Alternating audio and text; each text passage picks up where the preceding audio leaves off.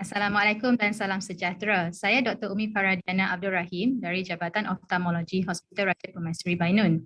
Pertama kali saya ingin mengucapkan terima kasih kepada anda semua yang turut menyertai kami dalam program Sembang Santai Glaukoma pada hari ini yang dianjurkan Malaysian Glaucoma Society sempena sambutan Minggu Glaukoma Sedunia.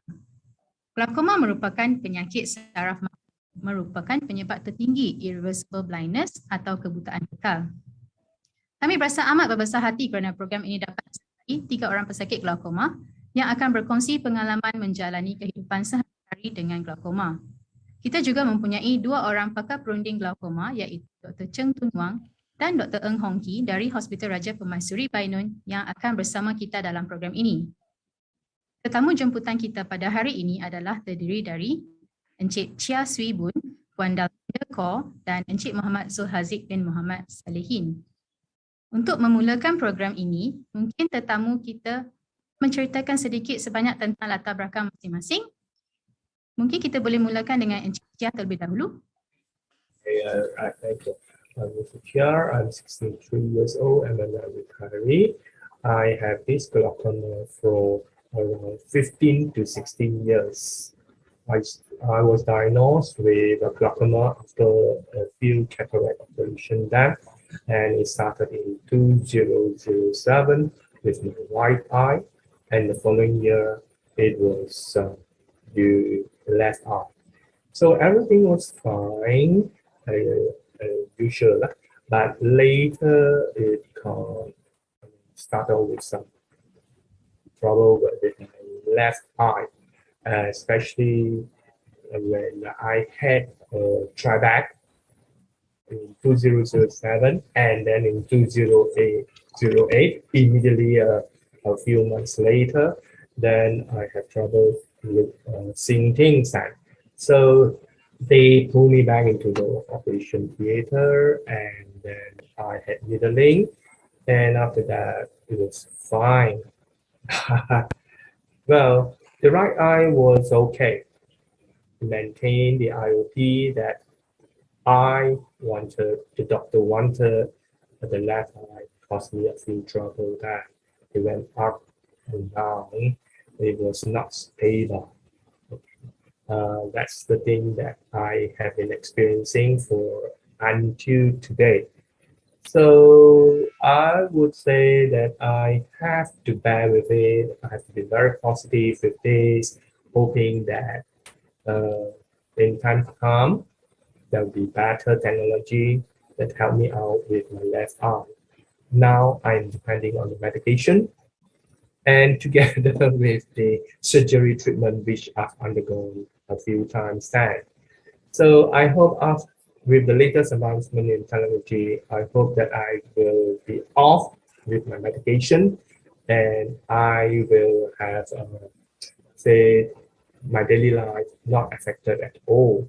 Maybe with others, you are luckier than me, but for me, I still feel I am lucky too. At least I have some part of my vision on my right eye. I've lost some of the vision here.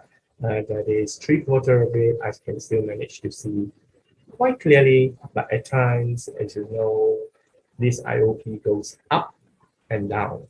So sometimes when it goes up, it will be blurring, but fear not. It comes back to a clear vision later on, and I feel happy about that. So that's my experience with this glaucoma. No one really can say control glaucoma, and it's all depend on individuality. And Dalvinda, can you just tell us a bit about yourself, your background, your occupation? Hi, good morning, everyone. I'm 51 years old. I'm a teacher. I was diagnosed in 2012. Okay, and oh dear, it has been quite a journey for me. Actually, in 2012, I decided to go for plastic surgery to remove my glasses because they were very thick. So, I wanted to look gorgeous and beautiful. So I went to the clinic, and not only I got myself, there was no getting gorgeous there, but a big bomb drop on my head when the doctor just like frowned and told me that, like, kept like looking again and again and again through the tonometer, and like I know, like, what's wrong? And then he told me, you have glaucoma. Of course, when you first tell me that, I don't know what is it. I really don't know what is it. And the doctor was like, go and find it out yourself. Look in the internet. I'm like, what is this whole thing all about? Okay, I don't know. Am I dying or what? I really don't know. So when I finished my checkup, I came out to the reception to get another appointment date. And the nurse there was even sweeter. She told me, you're going to go blind, I'm like, oh, finished the Bollywood drama, started crying and crying and crying, like, okay, we all said. And I had my mother, so, mothers will cry more than the kids. So it's like, really, you still very blur. What is this whole glaucoma thing? You see, all this while, we only know one thing. All the aunties and uncles at one stage of their life, they will wear the black glasses. So we know there's like mandatory, when you grow old, you have to go through this mandatory surgery. So that even that also we don't know. You see, auntie doesn't hit you, you don't know what exactly you're going on. Then I started educating myself. And of course, I started seeing very scary looking, terrible looking surgeries on YouTube, and which scared me more. So I went on with my follow-up in the clinic until mid-2014, and then I got myself referred to GH. Okay, and that's when the whole journey actually started. What was it all about? And I was diagnosed with open angle glaucoma. Okay, till now, I'm wondering which is more dangerous, the closed or the open, or whichever one. Okay, but I know I have it. And I know I have to live with it for the rest of my living life. Okay, all my, and I have it in both my eyes, right and my left eye. And when I was first diagnosed, it was like 30 something, the IOP. I don't know. I still didn't understand this 35, this 34, and what is it all about? I really don't know. Because at that time, if you're talking about 10 years ago, internet access was very limited. So it isn't not like now when you have unlimited data where you can check anything and everything on your phone. So yet I went and got myself educated and all that. Then I know how critical it is. That means nerve damage is happening and it's irreversible. No matter whatever I try, I cannot reverse that damage. And the only thing was to put it to like put brakes, put control on it. So my first surgery, Trebek, was done in 2015 by Dr. Vivian, assisted by Dr. Cheng. And I think I'm very famous for how much havoc I can cause in the operation theaters. Okay, and then 2015, and then a month after that went to my left eye. So it was like 1 year is still quite good, very, very good. And then 2016, my left eye started becoming a bit blur. And I realized that something is wrong again. And then another thing that, when you have this glaucoma, you have this thing like closing your right eye and look outward, and then looking at the light, got holograms and all that stuff and all that. So that's the way I got myself always on the check about my vision.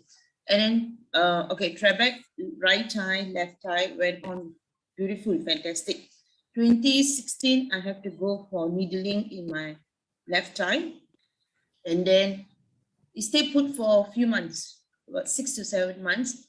And then after that, I developed cataracts, that means terribly blurring vision. And until now, I wonder how I managed with that, because it was really blur, really blur. And then they had to do the cataract surgery on both my eyes. And then after that, my right eye stayed very well behaved. My left eye, I too have lost count how many surgeries, needlings I have gone through. I think 10 or 11 or 12, something like that. A lot. So at the moment now, my right eye, I'm off medication. Yeah, I can consider myself glaucoma free, my right eye, but my left eye is the havoc eye. It's always giving me the roller coaster rides. Okay. So basically, that's all it has been. It has been a very challenging journey because every time something goes wrong, your vision goes blur, it's like, I'm going blind, I'm going blind, I'm going blind, this kind of thing. And you know, there's nothing like the vision, the gift of vision that you have. So the little that we have or the lot that we have, that's it. So my journey has also not been, Mr. Chair, has been very difficult.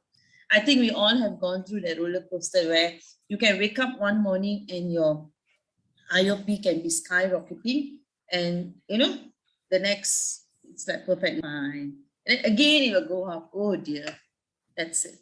So that's my journey. Still ongoing, and hopefully, like how Mr. Cha hopes that one day technology will find better treatments. Yeah, the hope is there. But on my behalf, I would like to thank the doctors that I've met throughout my journey. Okay, Dr. Chen, Dr. Eun Hong Ki, Dr. Vivian, Dr. Suresh. These 4 doctors have been like a blessing for me. They came like angels. I think the patience that they had with me and how they treated me, all my who and how, I think they know the journey very well. But I just thank them from the bottom of my heart. It's not easy. Of course, the battle is still ongoing, but well, we will fight it out. We will really fight it out. Thank you. Thanks, Wan Talbinder, for sharing your journey with us. I'm sure that means quite a number of glaucoma patients in our clinic do have their own journeys, which is quite, I'd like to say, like a roller coaster in their life. It's not easy, definitely, I agree. But we have to fight it through. Means that we are hand in hand. We are here, the doctors and the paramedics, is to help you all. So that hopefully we all can gain what we all hope for. But I mean, the research now is still ongoing. There's a lot of new research coming out in glaucoma. Hopefully, one day there will be some light at the end of the tunnel. Yeah. So maybe we can move on to Encik Zulhazik. Assalamualaikum warahmatullahi wabarakatuh dan salam sejahtera. Saya Muhammad Zul Haziq bin Muhammad Salihin. Boleh panggil saya Haziq saja. Berumur 29 tahun. Sudah berkahwin dan sekarang sebagai pembantu takbir di Jabatan Kesihatan Negeri Perak. Saya didiagnose menghidapi glaukoma sewaktu berumur 20 tahun, iaitu lebih kurang 9 atau 10 tahun yang lalu.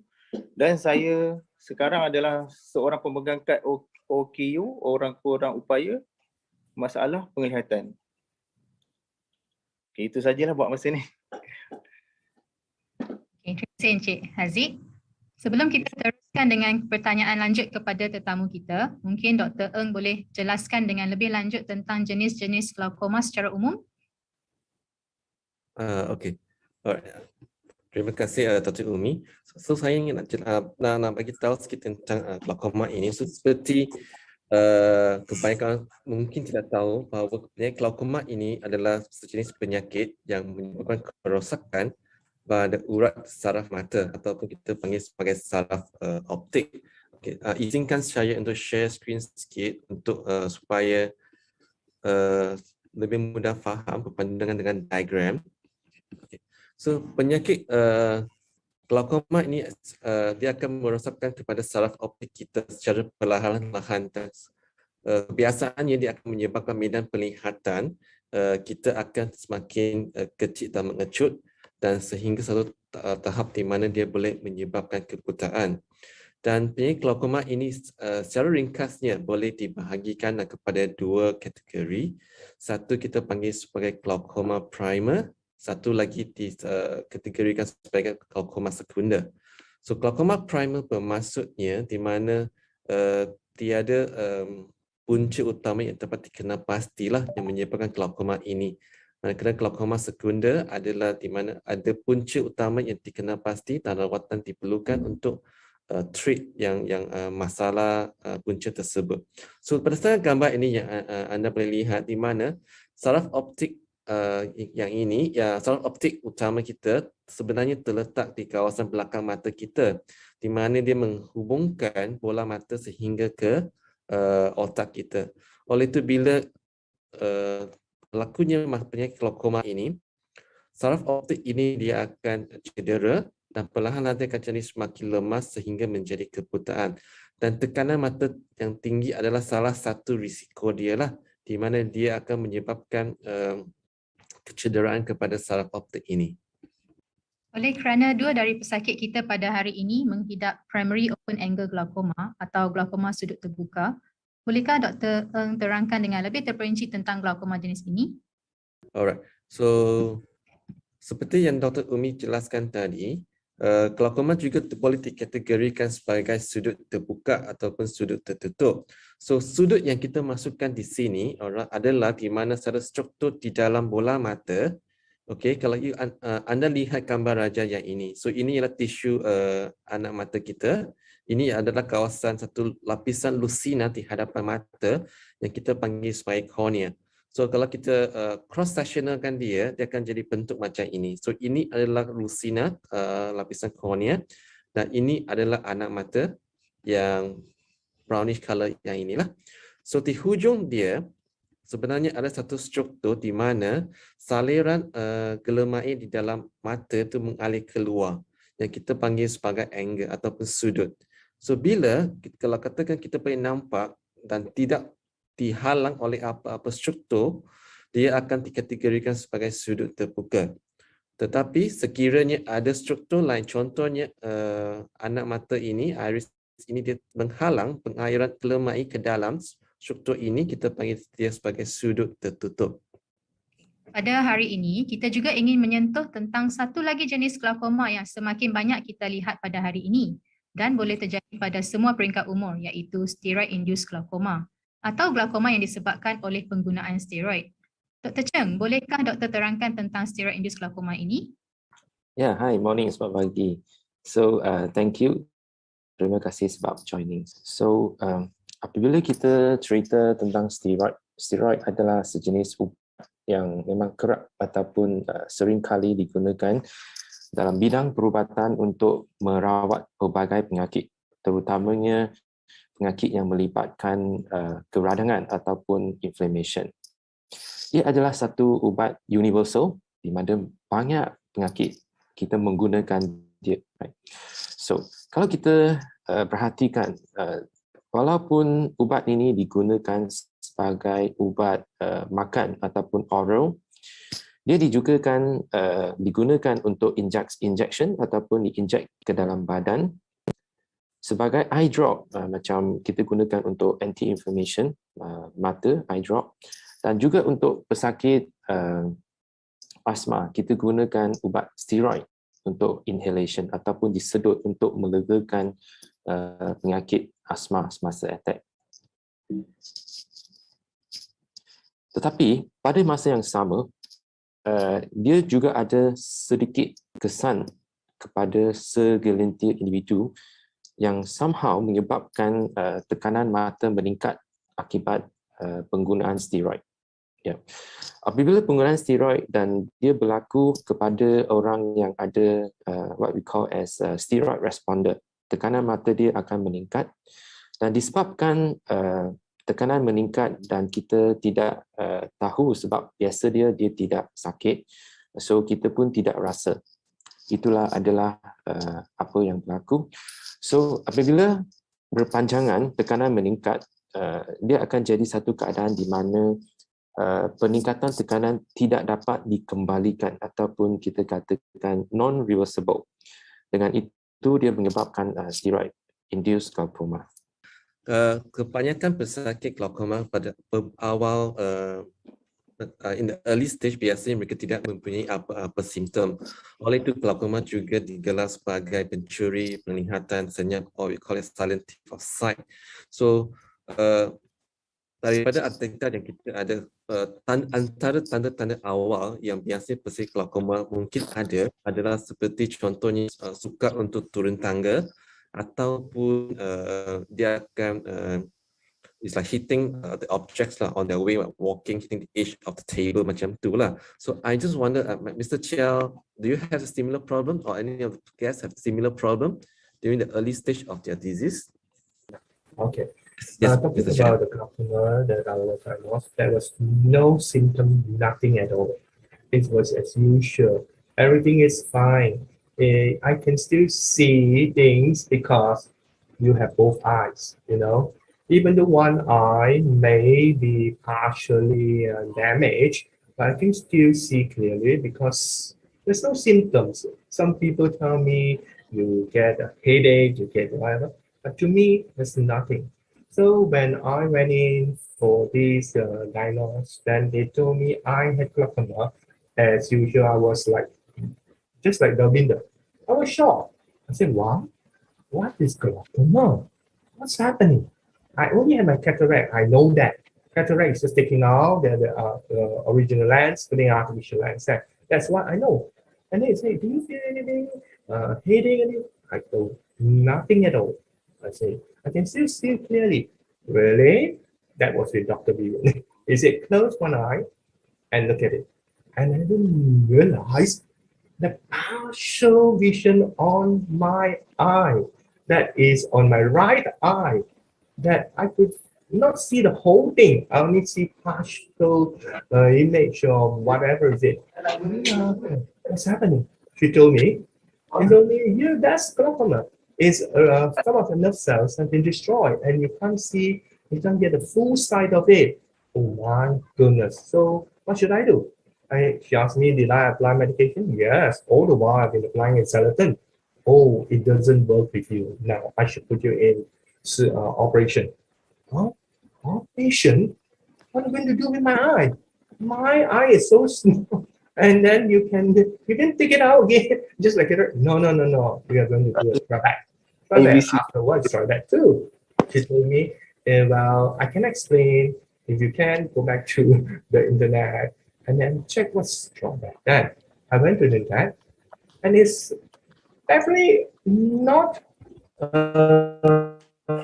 helping at all because it's just like what you show, all this inside of the eye, the acute side, but I don't know what is the function of each and every part of it. So I told myself, okay, I came back after wife and family members and shit, go for it because the Dr. Vivian, if you keep on applying medication, one day I'll go blind.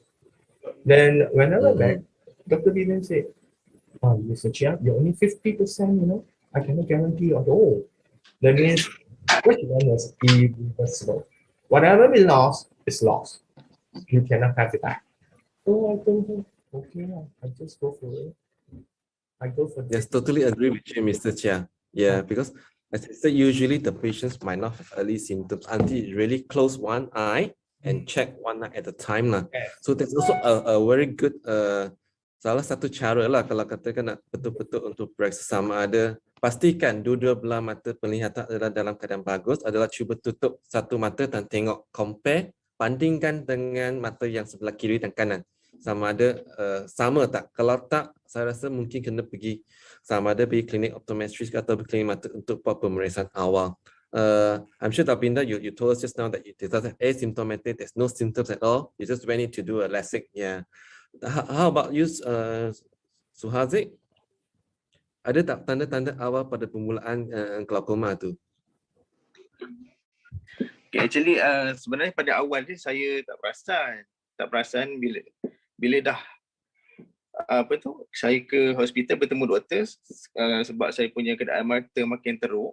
Actually sebelum ada glaukoma, saya ada penyakit mata yang lain iaitu keradangan ataupun alergi, mata gatal. So maybe mata saya simptom yang glaukoma tu saya tak perasan. Setelah simptom glaukoma tu saya tak perasan sebab mata saya gatal tu kesakitan mata gatal tu lebih teruk lah daripada yang simptom glaukoma tu. So saya rasa perasan. Bila doktor bagi tahu baru saya tahu lah itu adalah simptom glaukoma. Waktu tu ingat tak tekanan mata tu berapa pada awal sekali tu? Okey, masa awal sekali saya didiagnose glaukoma, tekanan mata saya pada kedua belah mata adalah lebih kurang 40 lebih lah. 40 lebih. How about you, Davinda? Okay. Why is your eye pressure when The first time was around in the 30s, high 30s. But like I said, I don't know what. Like I said, we really don't know what is all its numbers mean. What is IOP and all that. But I had no headaches. But I used to rub my eyes, itchy. How about you, Mr. Chen? Why is you presenting IOP? Do you remember? 46 then. 46. That's why. And but I can still really, actually nothing. Even though the IOP got 46, I can still see clearly. That's about, however, no way I have to pull you in. Medication cannot help. So untuk pengetahuan orang awam lah. So kebiasaannya di dalam mata kita ada gelembung air, di mana terdapat juga tekanan untuk mengekalkan bentuk dan untuk fungsi bola mata kita lah. So kebiasaannya tekanan mata yang normal adalah 10 hingga 21. So lebih daripada itu, dan kita kena suspect lah sama ada kemungkinan glaukoma ke tidak. Dan kebiasaannya kalau tekanan mata walaupun setinggi 30 lebih 40, kadang-kadang pesakit mungkin tiada simptom awal juga. I mentioned earlier on, if let's say those patients who have this close angle ataupun sudah tertutup, mungkin mereka akan ada tekanan mata sangat tinggi, mata sakit, mata merah, muntah, loya. So itu adalah tanda-tanda awal untuk glaukoma yang jenis tertutup bila tekanan mata dia tiba-tiba naik dengan sangat-sangat tinggi. Tapi kalau untuk glaukoma yang jenis sudut terbuka, kebiasaannya dia adalah tak ada simptom walaupun tekanan mata boleh melonjak sampai ke 30 ke 40. Ya.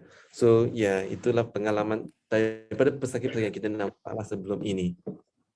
Of course, I'm not the patient. If let's say I can imagine, if let's say I was to being told by the doctors that, oh, you have glaucoma, I feel that I wish the initial reaction will be a bit shocked to accept that fact lah, because it's something that I'm not expected to have. I mean, I didn't expect that I would have get this so-called debilitating problem lah or issue, but I'm sure that along the way, things change along the way, how you deal with this emotion, how do you deal with these uncertainties lah. So we would like to know more about this so that kalau katakan pesakit-pesakit lain boleh tahu tentang experience dengan share a bit from the guests, the panelists of guests. Yeah. Okay, pada awalnya memang kami semua sekeluarga tak ada idea sebab memang tak tahu tentang penyakit glaukoma dan memang tak ada sejarah keluarga yang ada penyakit mata ataupun penyakit glaukoma. Kami just apa-apa ikut doktor punya plan lah. Dan bila doktor bagi tahu saya perlu menjalani pembedahan, so actually saya sebenarnya rasa seronok, rasa suka sebab saya beranggapan bila saya menjalani pembedahan itu kemungkinan penyakit mata saya ni akan pulih lah. Pada awal ni saya berasa seronok lah. Tapi bila dah tahu tentang glaukoma lama-kelamaan yang di mana glaukoma ni tak boleh sembuh, so ada rasa sikit sedih lah. Macam tu lah doktor. Pada mula-mula tu hari tak pergi cari online ke internet ke, tanya-tanya kawan-kawan tentang penyakit glaukoma ini ke? Tak ada, memang tahu tu memang masa doktor di hospital yang beritahu. Sebelum tu memang cari-carilah maklumat. Hai Encik Haziq. Hai. Just cuma nak tanya tadi Encik Haziq sebab tentang sebelum ni ada gatal mata, right? Lepas tu daripada gatal mata tu Encik Haziq ada guna ubat apa-apa ataupun jumpa dengan pakar mata ataupun doktor mata untuk merawat masalah gatal? Okey, sebenarnya sewaktu saya berumur 5 tahun, memang saya dah didiagnose oleh doktor lah saya ada penyakit mata gatal, iaitu di kelopak mata saya, di dalam kedua-dua belah kelopak ni ada seperti berbiji dan berpasir. Keadaan kelopak tu yang menyebabkan mata saya ni gatal. So memang seawal dari umur 5 tahun memang saya dah menjalani rawatan lah di hospital-hospital kerajaan dan hospital swasta. Dan sehinggalah saya umur 20 tahun, baru saya didiagnose menghidapi glaukoma. Itu doktor.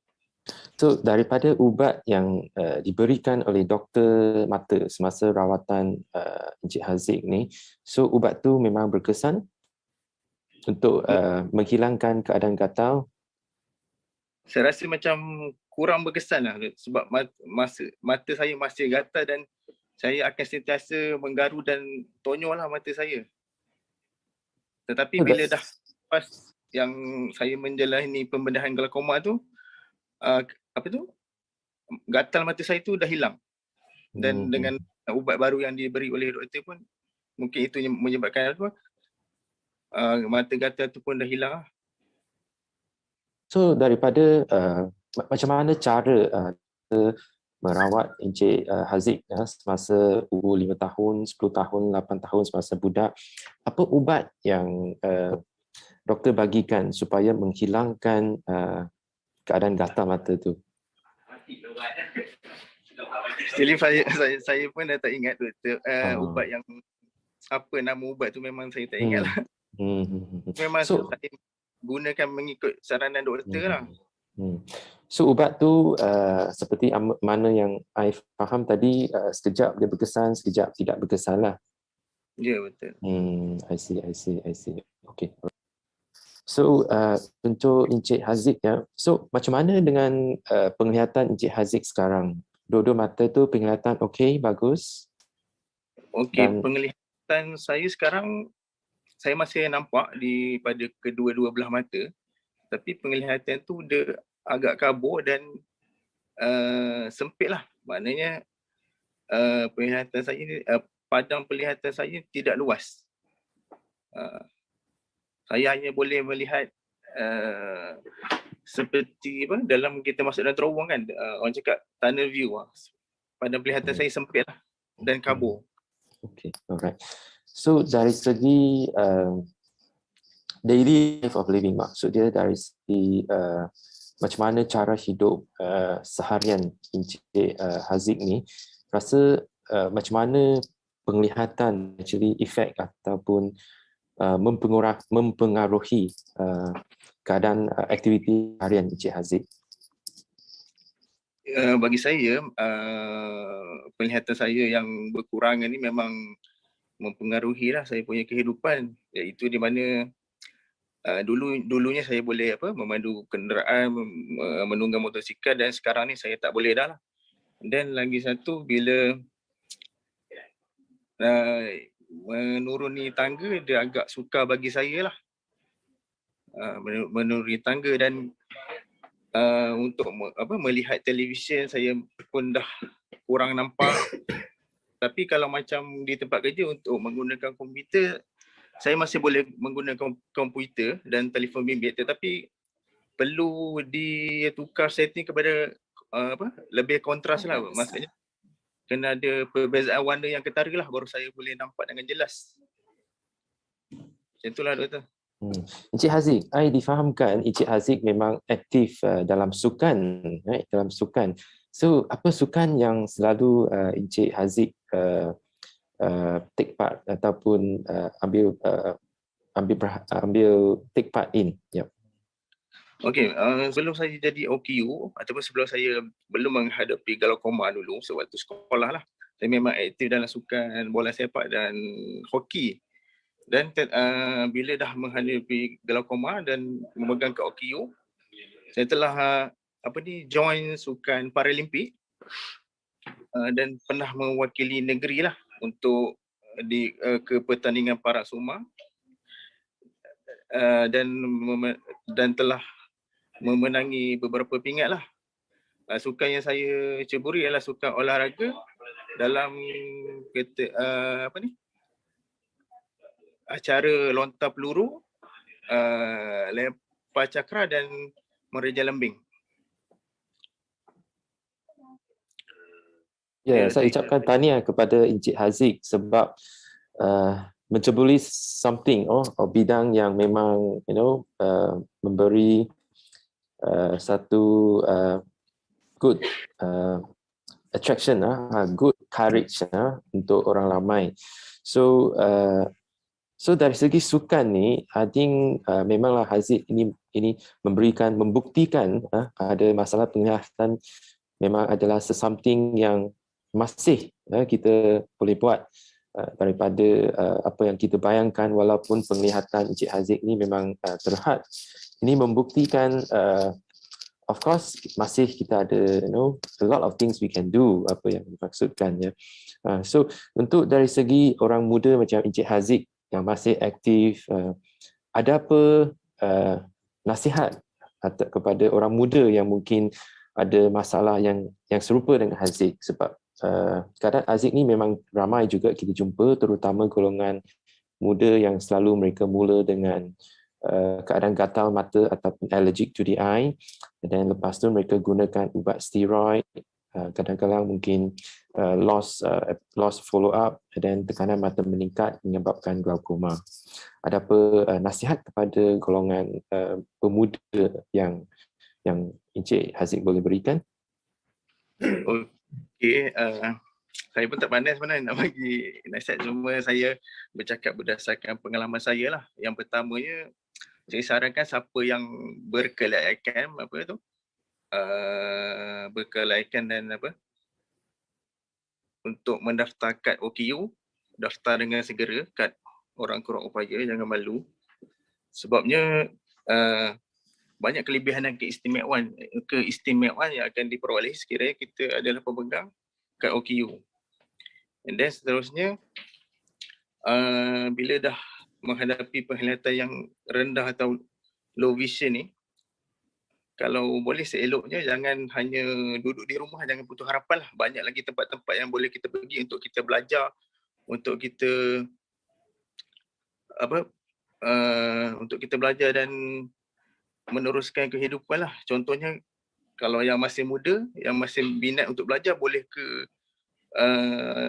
mana-mana persatuan ataupun institut yang ada menyediakan latihan kemahiran lah, seperti di Persatuan Orang Buta Malaysia, di Sandy Home for the Blind, di Penang. So daripada duduk di rumah saja, at least boleh dapatkan kemahiran baru dan boleh meneruskan cari rezeki dan meneruskan kehidupan lah. Thanks for your words of courage, Encik Haziq. Memang something perkataan ataupun nasihat yang bagus untuk pesakit ataupun orang yang mengalami glaukoma, terutama yang muda. Yeah. Madam Dalvinda, you mentioned that you're a teacher. So how does being diagnosed with glaucoma affect your life? A lot. Change your... Okay, being a teacher and constantly I have to use the computer for many things. In fact, everything is online and all that. So it was difficult. At my early stage, pada tahap permulaan, bila saya didiagnosed, I had one very serious problem. Tak boleh cari macam cursor. When I move my mouse and all that, I said, mana mouse ni? Where is the cursor? I was like, I have to use my finger to find where is the cursor. Then my friend used to say, what are you talking to the screen? I said, I cannot find the cursor. So then I slowly started having that practice. Okay, now this silly thing is here and this silly thing is here. It was very difficult, but I have been very lucky because one of my principals, Guru Besar, dia juga ialah he also had glaucoma, but he had lost sight in one of his eyes. Mr. Wong Ming Kit, now he has retired. So he had one sight and he was very supportive of my situation. So, and I think I've been lucky. I've got a lot of good colleagues that helped me a lot, but it wasn't easy. But susah lah dalam kerja-kerja harian. So that means nobody, you can't give me a last minute work because I need time to do. I have to get myself, started slowly. So because you can only see the screen for a certain time. Otherwise, your eyes will get so tired, blurry, and all that. But with God's grace, dah 10 tahun with glaucoma, I think I've managed very, very well. Now it's like pro already. I know where to find the cursor. The cursor cannot go wrong, cannot go missing. But okay lah, not so bad. Boleh. Ada what do you call it? Ada kelemahan sebagai seorang pesakit glaucoma. Like earlier you said climbing stairs. Okay, I do not have that problem. But I have one problem. Susah nak estimate like corners. Susah nak estimate. I have damaged my car actually a few times. Not here and not there. One of it was my new car tire burst teruk. So macam you cannot estimate, you know. You cannot estimate. So that's the thing. But otherwise, I think I do not have major problems to deal with. Okay, driving is also not a problem because especially when I had cataracts. Yes, because I used the Lumut Highway to travel to work and all that. I dah hafal jalan. Okay, there's a traffic light. And you know the lights, the green and the red, you like tak boleh nampak dengan jelas tau. Is it green? Can I go? Can I not go? So I practice. Okay, look at that green light. Okay, stop. Okay, and then drive. I count myself 1, 2, 3, 4. Okay, there's a junction. I need to turn left. It was a very dangerous attempt, but I managed. But once my cataract surgery was done, okay, vision was back to normal. Ada beberapa situasi di mana IOP will go up and you know akan menyebabkan kekaburan, but it's okay. We have learned how to deal with all that already. Now macam it's a lesson, like I said, everybody's journey is different. It's difficult when you're working and you cannot quit your job because you have commitments. So making adjustments in your life as a glaucoma patient is important with or without supportive environment. Kalau you ada orang yang support you, very good. If you don't have, it's okay. Your life has to go on. Being positive, okay, it's not a very nice word to use nowadays. Okay, being positive and embracing. You macam belajar untuk hidup sebagai seorang pesakit glaucoma is very important. No point to macam jadikan dia satu kelemahan. Because you tahu itu adalah kelemahan diri you. But people out there, they don't understand. They might be thinking, oh, you just nak pura-pura, you just nak elak kerja and all that. No. Apa yang kita boleh buat, kita buat. Apa yang kita tak boleh buat, kita angkat tangan. Simple. And during this time, as a teacher, I used to take a lot of my students for pertandingan and whatever not. I stopped that completely because I cannot risk a child's life in my hands. Because you know like kadang-kadang afternoon bila you bawa kereta dengan silaunya, dengan you know your IOP pun macam up and down. So we cannot do that. Itu I kena stop. That was one thing I gave up because tak boleh nak bahayakan life anak murid kan. But otherwise, okay, perfectly fine. I'm very normal in my life. I do lots of things. So it's okay. Tak ada banyak. What are your hobbies? What do you do in your spare time? I love reading, but I have to give that up. Because, you know, novels will have very small print. And when you go to the end, you like, where is the next line? I've lost the next line. Like, oh, you're restarting all over again. It was very, very taxing. So I gave them up. And so in between what I can read, I read lah. Tapi a short ones, not storybooks and all. So that is one thing that made a difference in my life. Yeah. Any words of encouragement to the other glaucoma patients or patients with visual disability out there? Yes, if once you realize, bila kita sedar yang penglihatan kita ni macam it's not right. Get yourself checked. And if you are diagnosed with glaucoma, do not miss your appointments. Do not miss your eye drops. Keep going, okay? You can't go wrong. Like when I first, like 10 years ago, I never thought 10 years after this, today, I'll be talking on this one, able to see even though not very clear on my left eye, but it helps. You cannot biarkan benda ini tidak dirawat. You have to get yourself treated. Eye drops, there are many. If A doesn't work, B comes. B doesn't work, C comes. C doesn't work, D comes. There's always a lot of options. And like I said, I had the doctors to thank for treating my problems on the point. That means if I have this problem, there's this, and have this problem. And on my side, I take eye supplements, and basically, kalau you telah didiagnose, you have to follow up. Don't jangan biarkan masalah ini tidak dirawat. Mesti dirawat. You have to follow the doctors. That's all. Thank you.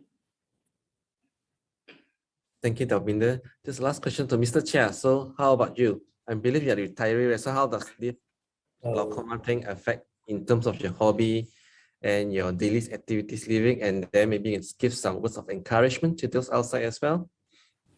Okay. Before I retire, I have a very similar problem like the window. And the head of the school, they don't understand. Other teachers who have not gone through this, they don't understand. They send me for courses.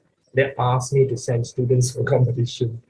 I told them, I said, I can't. Why not? You can drive the school. Why can't you send them for competitions? And I then for courses, 3-4 days courses, I have to bring along an ice box. Why? Because in xylitol at that time evaporates very fast. As you say, you have to take your eye medication, eye drops every now and then. Don't miss it. So I put in an ice box, and when it melts, I have to go back to the cafeteria to take more ice. I wrap up my xylitol with a few plastics to make sure that water doesn't seep into. So that's the problem we feel. I'm very sorry, but luckily I just retired 2 years ago. Okay, after retirement, people will say, oh, don't have to worry. You have nothing to worry. Now you're glaucoma, you don't have any problem. The others can do it for you. No way. I don't want to depend on others then. I still want to look that I'm still alive. I just can't be sitting, letting others service me for this and that. So I've been doing a lot. I started reading, as I told you, we couldn't finish one paragraph of it. It's very tiring. And now watching TV comes back the same thing. Important, nice series to follow. So after a few hours, I get tired. And my wife said, hey, I'm not going to watch it anymore. I said, no, I'm very tired. The colors are so bright, really tired the eye. So I determined I need a rest. So my wife said, well, you'll be sleeping now and then. Come exercise. So I do exercise. I do marketing from time to time because all of them are working. I do cook them. I do gardening. Those are little things that, but frankly, when you do all these things, please do it slowly. Don't rush to think because our eyesight is not as good as me might kick something. We might bump into something, but thank God, until today, nothing. Thank God, grace. Yeah, that's the thing. But advice to people, be positive. I've been to hospitals a lot of time, and I find those people who went to hospital, they don't want to take, undergo surgery because they feel that I can still see clearly. Why should I? I don't want to lose. I don't go through all this. I told them, no way. If we are given a chance, go ahead, have it. Take one step at a time. This world is beautiful. It's colorful. People can tell you, well, you can still live as a blind, but I don't want to. I prefer to live with partial, visually. I still feel better than totally blind, where people have to help me. I have to be dependent on myself. But supportive words, I hope people can give me. They do understand me. That's the thing. I say, I hope that's it. Listen to doctors, right? Follow what the nurses tell you. And Davinder and Haziq, as I told you, we really have to be very thankful that we meet such wonderful doctors like Yes. Vivian, Suresh, Dr. Chen, and Dr. Yes. Sembang. They are wonderful. They are not Miracles. like other hospitals. I don't comment on that. People say we are bad mouth thing about other doctors in the private clinic. You I have friends who comment, hey, this doctor tell me, are you feeling this? You don't want? Then go ahead. That's it. It's up to you. But these doctors in our hospital, they are wonderful. They encourage you, to give you advice. They ask you not to give up. Once I had, I was blind for 4 days. Dr. Vivian scolded me right in front of me. Mr. Chen, did I give you up? Did I say I give you up? I said no. So please, don't you give up yourself. I'm not going to give up. You won't give up. Let's work together to battle into this field. Okay? Thank you very much, doctors. Thank you. Terima kasih kepada semua tetamu kita atas kesudian berkongsi ilmu dan pengalaman yang saya pasti akan memberi manfaat kepada pesakit-pesakit glaukoma di luar sana dan juga ahli keluarga mereka. Bahkan amat membantu dalam meningkatkan kesedaran masyarakat umum tentang penyakit glaukoma. Selanjutnya untuk para penonton atau hadirin, anda boleh mengajukan pertanyaan sekiranya terdapat sebarang soalan atau pandangan yang ingin dilontarkan kepada para tetamu kita maupun pakar perunding glaukoma.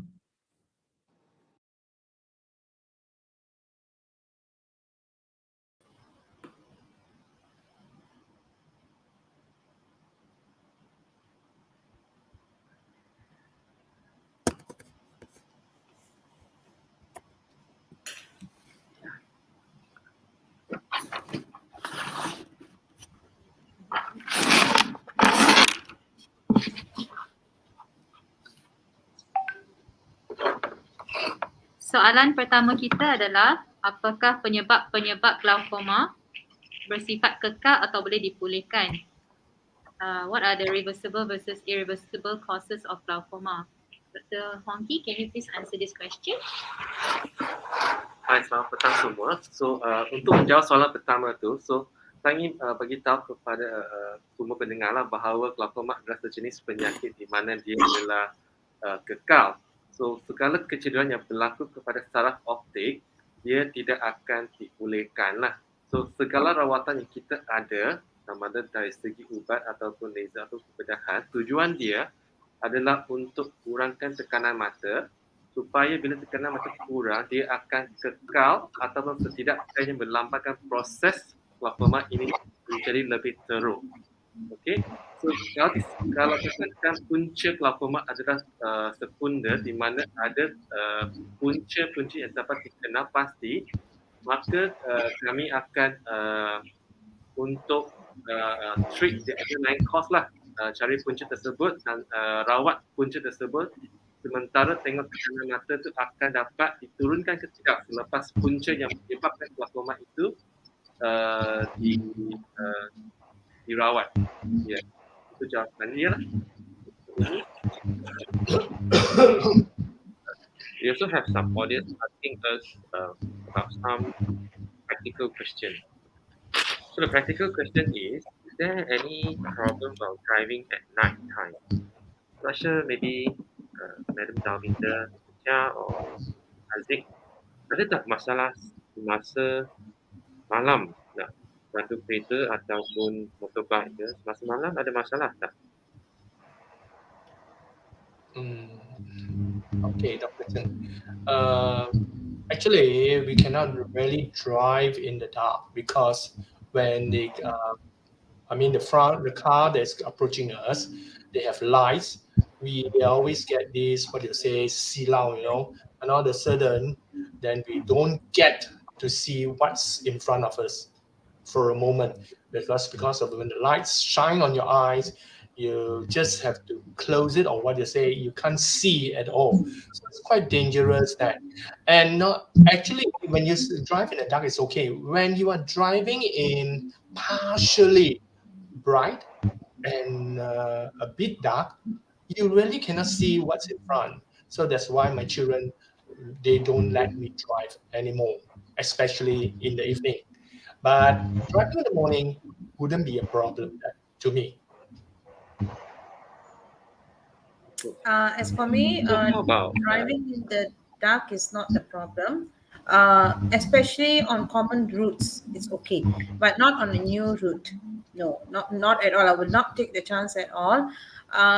Like every morning I go to school in a very dark situation and leave at 6:30.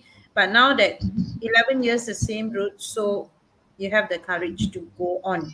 But I cannot drive heavy rain and dark. That is suicidal already. That one is saja mau bunuh diri kind of thing, you know. That one, no attempt at all. No attempt. Even if I'm on my way to school and it starts to rain, it's dark, I will call up, I have pull over, I've stopped, I will come when it gets brighter. So it's okay, but not advisable. Not advisable. You are not sure, don't do it. Do not. I think from here we got one question from the floor. The floor is asking about Sorry, I can't help with that.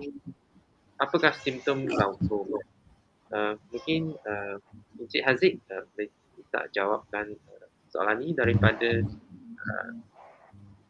penonton kita. Ya.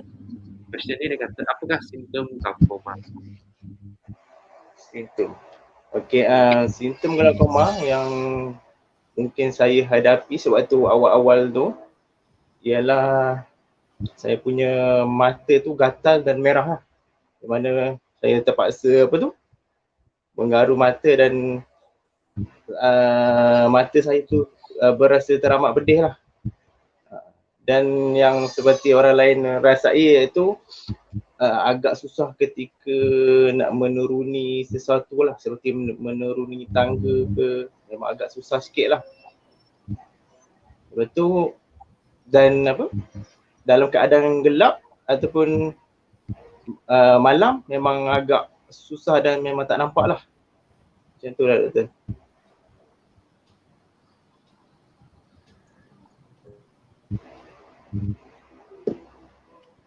Understand that.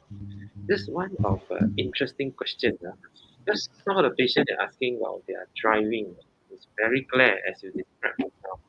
Do you like to put on sunglasses? The sunglasses, is it helping you? Maksud dia semasa memandu tu, dia akan rasa silau semasa hari siang. So, kalau keadaan macam tu, adakah cermin mata hitam sebenarnya membantu mengurangkan kesilauan?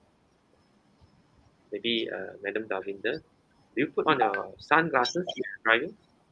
Yes, I do. It does to a certain extent. Maybe, It does. Mr. Chia, do you put on your sunglasses while you're driving? Or any of us?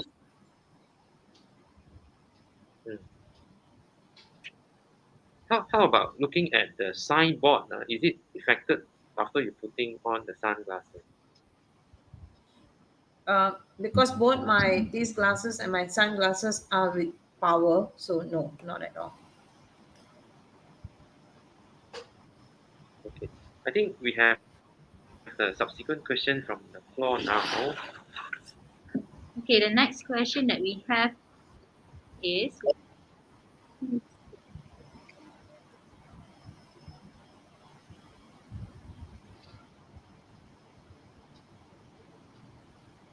okay, thank you, Madam Dalvinda. The next question that we have from the audience is that what is the eye pressure that shows you are having glaucoma? Would Dr. Hongki answer that, please? Alright. Terima kasih atas soalan tersebut. So, jadi dalam perbincangan tadi, itu punya 21.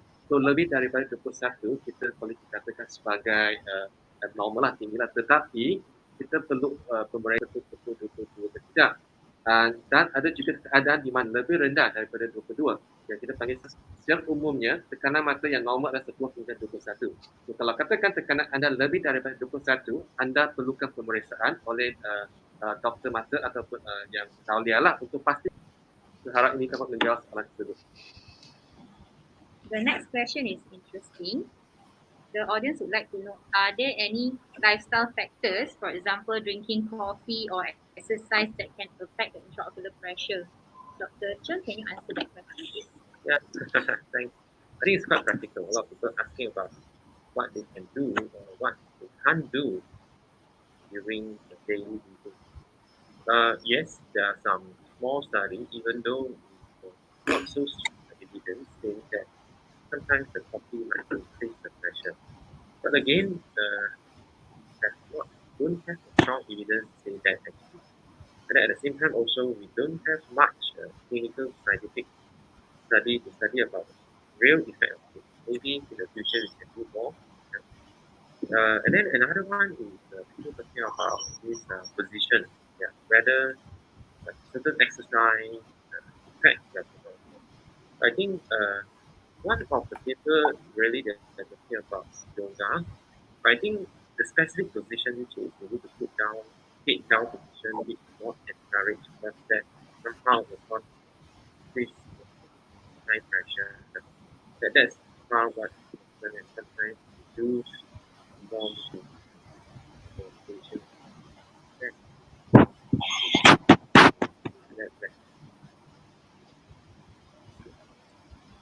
How about one more? Seperti yang Dr. Chen bagi tahu tadi lah, di samping itu ada juga research mengatakan kalau untuk itu juga elakkan untuk hidup pada bahagian rasa yang dan glaukoma lah. So there's another thing that one more I think biasanya peserta juga akan tanya juga sama adakah ada apa-apa suplemen ataupun yang boleh membantu keadaan saya yang glaukoma. So as far as I know, sekarang ini tiada apa-apa suplemen yang evidence based yang membantu lah dari segi keadaan penyakit glaukoma. Tapi kalau katakan suplemen untuk penyakit mata yang lain, contohnya seperti age-related macular degeneration dan yes. Tapi untuk glaukoma persis so far tiada apa-apa evidence yang support suplemen apa-apa yang boleh membantu dari segi penyakit glaukoma ini.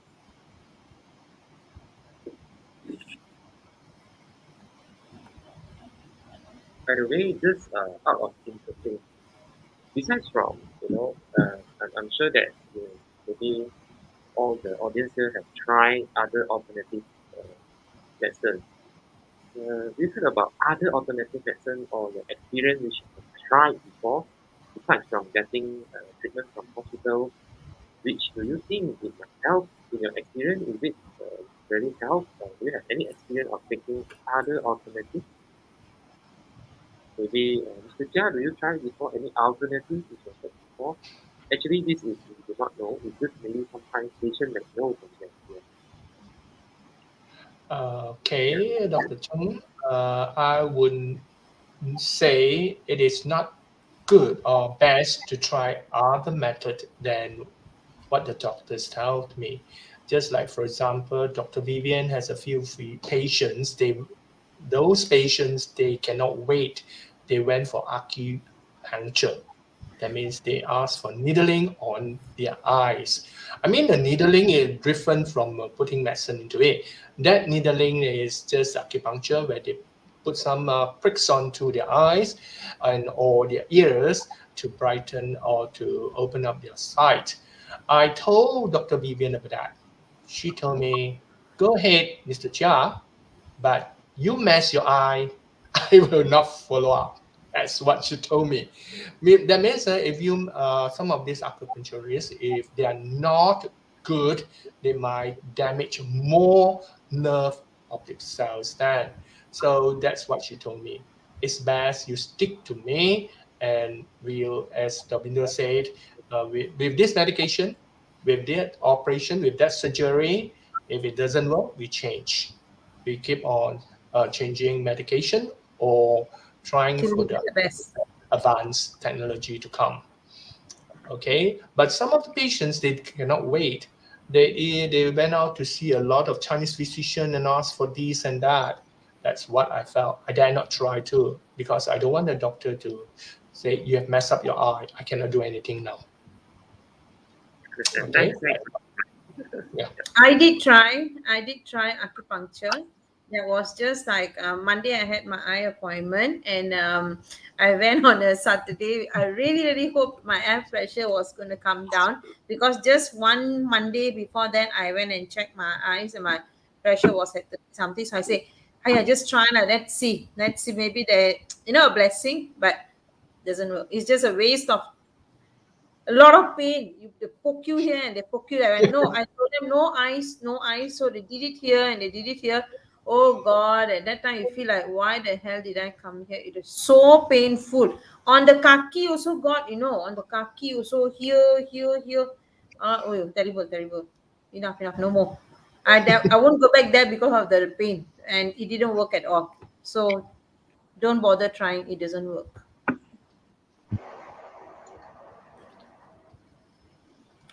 Okay, thank you, Madam Dalbinda.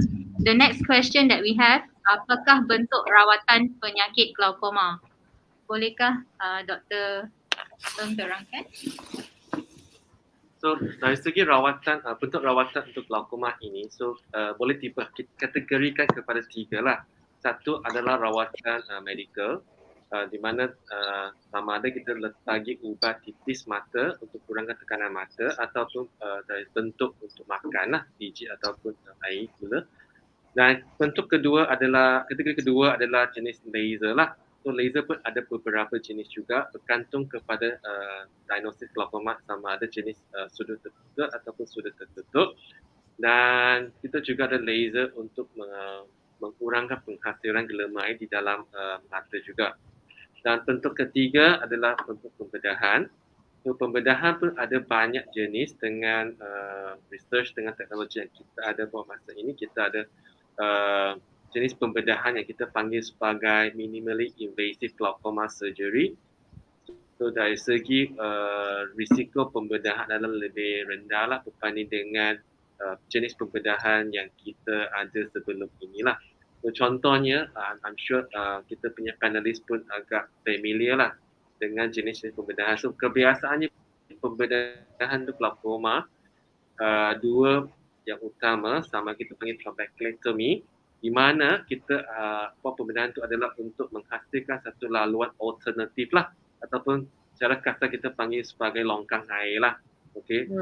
Di mana kita buat pembedahan untuk membentuk satu laluan alternatif sebagai supaya gelemai di dalam mata boleh mengalir keluar, dengan harapan tekanan mata dalam mata kurang dan keadaan glaukoma akan stabil lah. So jenis kedua adalah letak tube lah, ataupun kita panggil sebagai glaucoma drainage devices. Okay, so tube pun ada banyak jenis juga. So dari segi pilihan, kita sebenarnya ada banyak pilihan buat masa ini, dengan ada lagi beberapa jenis rawatan dalam research that's coming to our shores soon. So saya percaya kita sebenarnya ada banyak pilihan yang kita boleh offer lah kepada kita punya pesakit. Tetapi kita kena tengok jugalah keadaan pesakit itu macam mana, dan kita biasakan bincang dengan pesakit lah apa kelebihan, apa keburukan setiap option yang kita ada tu. Tapi yang paling penting juga, apa yang kita buat semua tujuan adalah untuk kurangkan tekanan mata, supaya bila tekanan mata kurang, dia akan stabil, ataupun tak stabil sekurang-kurangnya melambatkan proses jadi makin teruk. So, keadaan ini dia bukan untuk memulihkan. So, keyword sini ialah bukan untuk memulihkan atau mengembalikan tahap penglihatan pesakit glaukoma. Tapi rawatan bertujuan adalah untuk kekalkan apa yang sedia ada tu. Kalau tak kekal, at least kurang-kurangnya melambatkan proses jadi makin teruk. Itu tujuan kami sebagai doktor lah untuk rawatan pesakit glaukoma ini.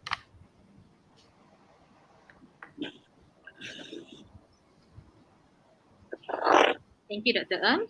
The next question is, I'm a diabetic patient. When I did my fundoscopy, abnormality is seen as glaucoma, but my eye pressure was only 12 to 14. But I had abnormality features. HRPB discharged me, but I still continue follow-up at private. What's your advice, doctor, for the abnormal feature?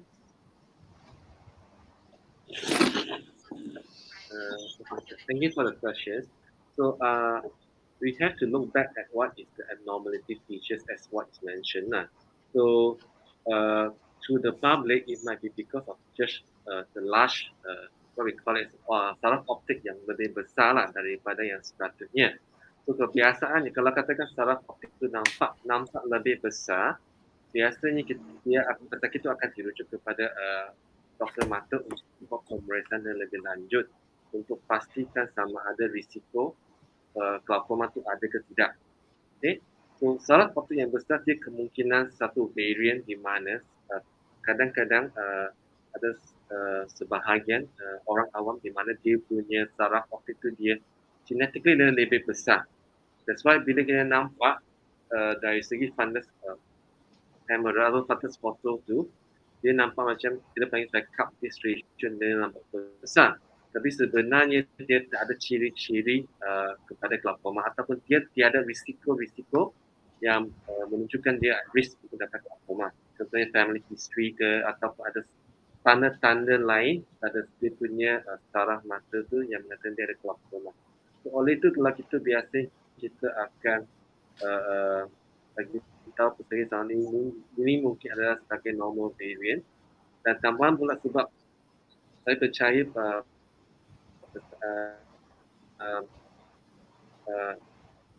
seperti yang tanya soalan ini dia pasti menuliskan follow up setiap kegiatan kata private.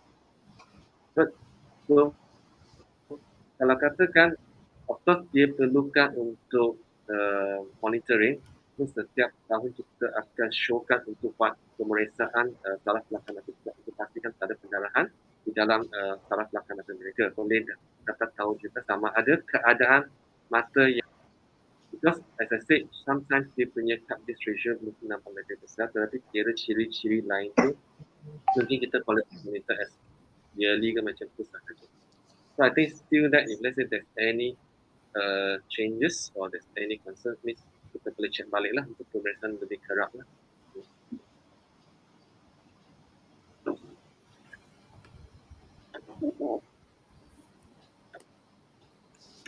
Madam Dalvinda, there's a question for you.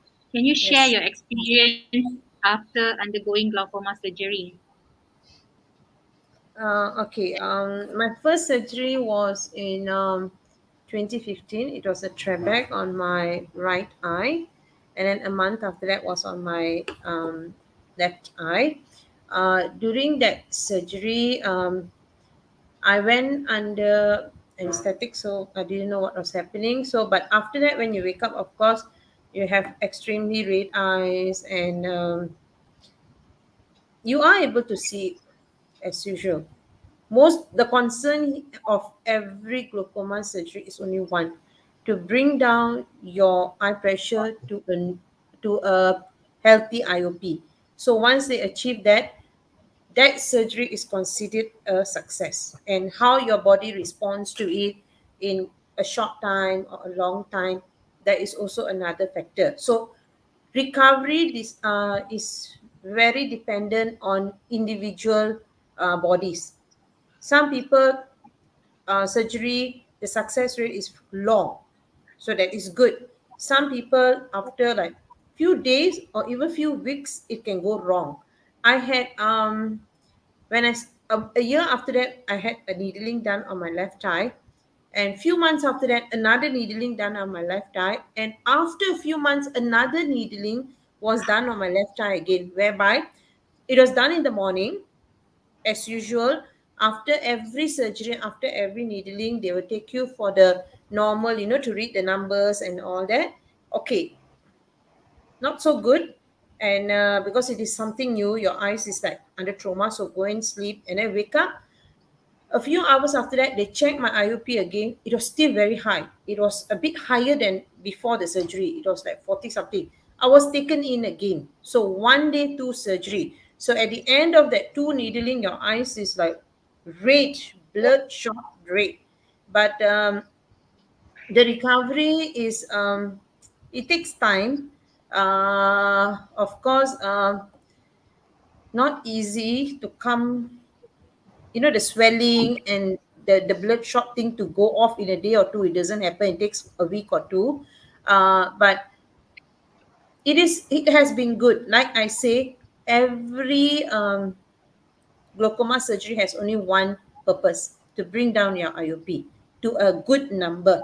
A good number meaning that what I understand is like between like 10 to 15 is a very good number. Anything less than 20, 21 is also good, but can go wrong. For me, can go wrong. But anything less than that is good. So you reach that, yay, hooray, it's a success. Otherwise, it's again like that. But it has been difficult, of course, especially when I went through for my cataract surgery, a month here and a month there.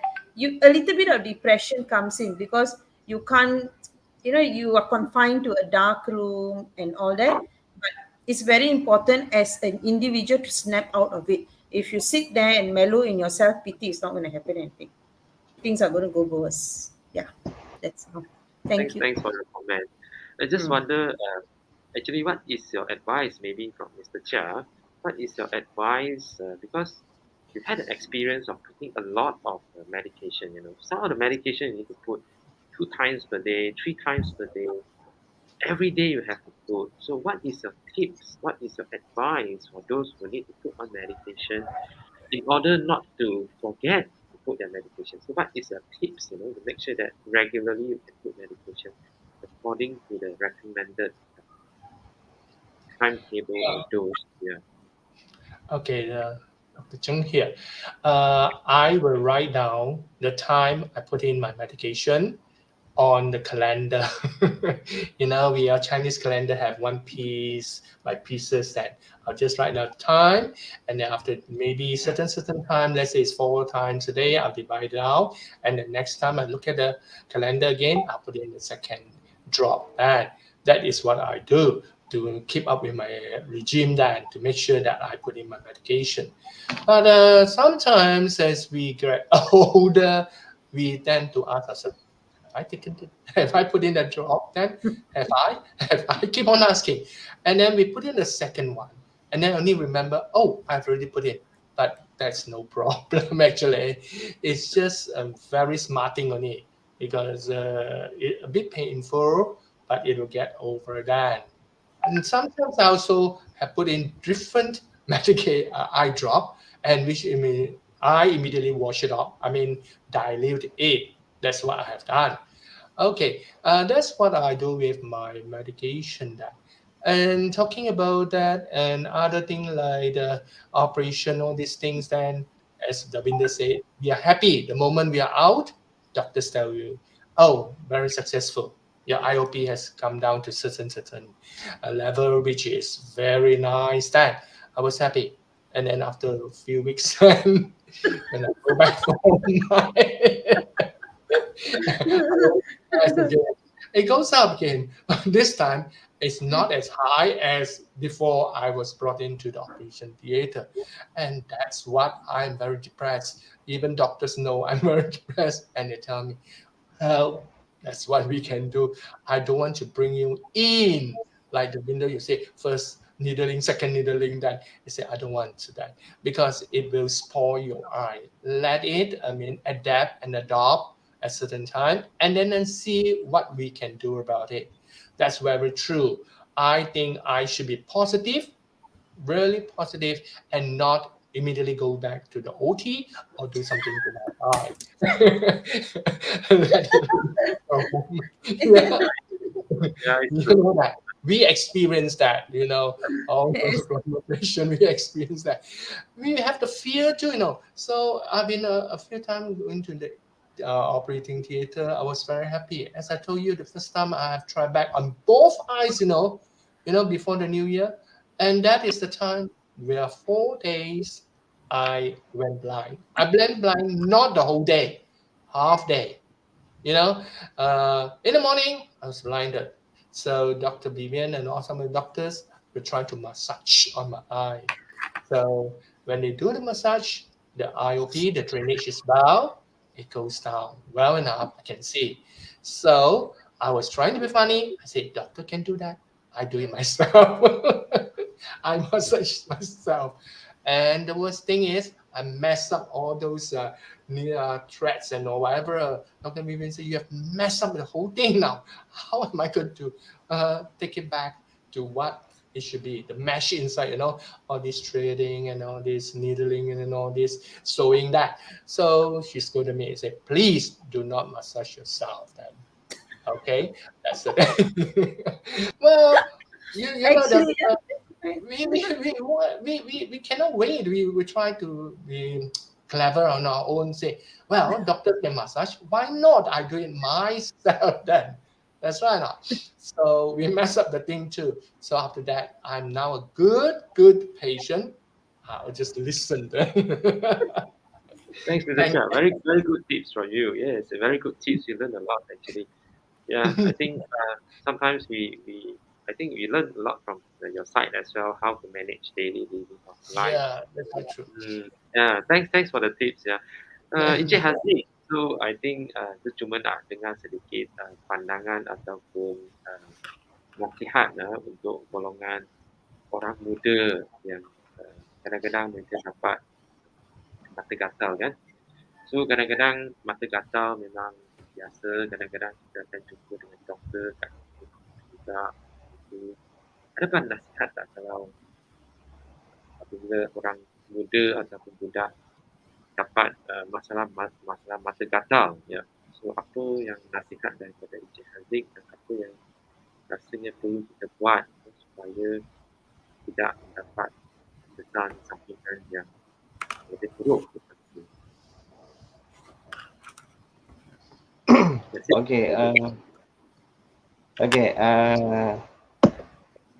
Nasihat daripada saya, kalau boleh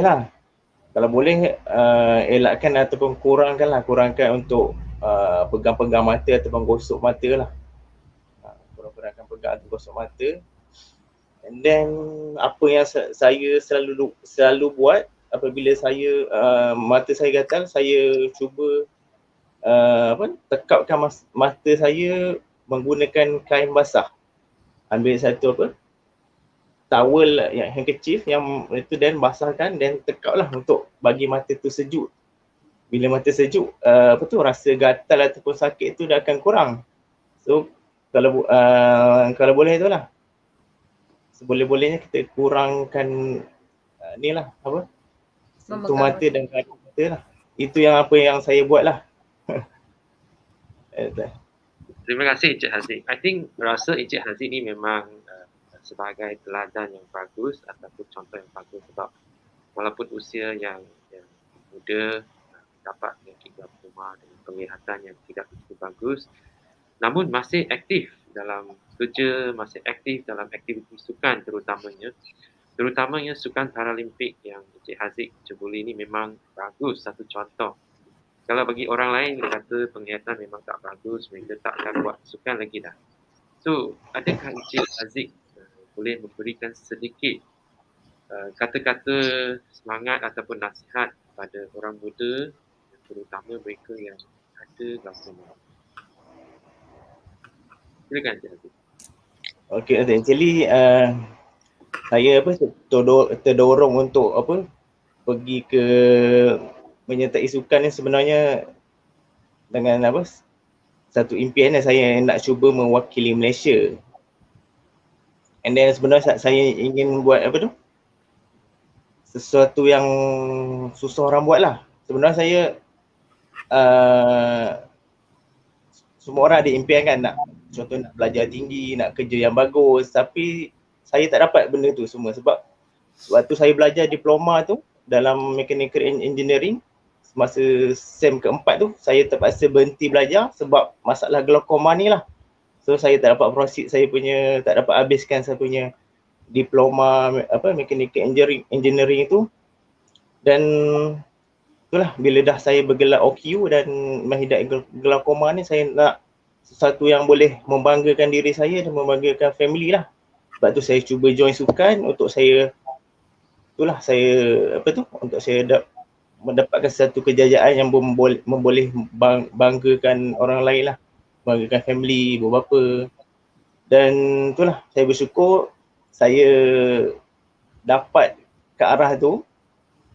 Saya dapat dalam sukan sudah dapat pingat emas UMA, dan actually 2 tahun lepas saya pun dah terpilih sebenarnya untuk mewakili Malaysia untuk ke Asian Para Games di Filipina, tapi game tu terpaksa di cancel sebab COVID-19. Dan bulan 7 tahun ni insya-Allah akan ada Asian Para Games di Indonesia pula.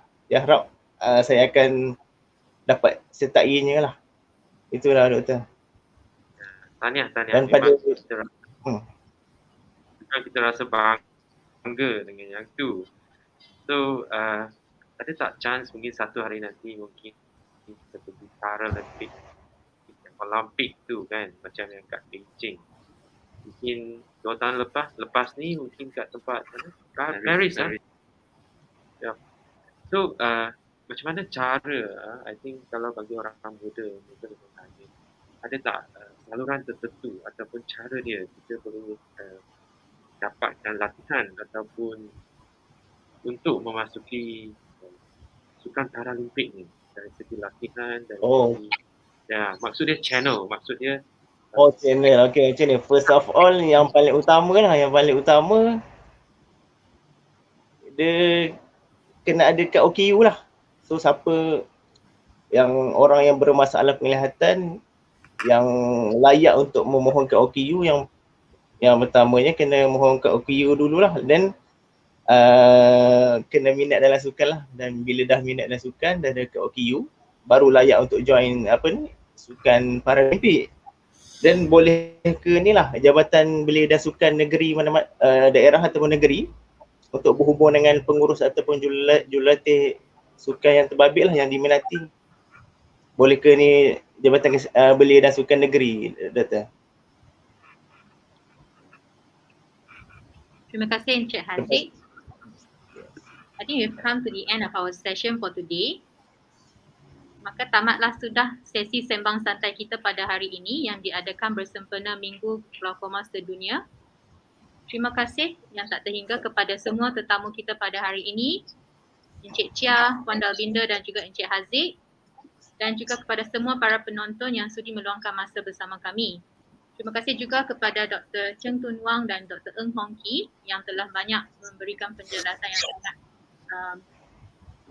very educative.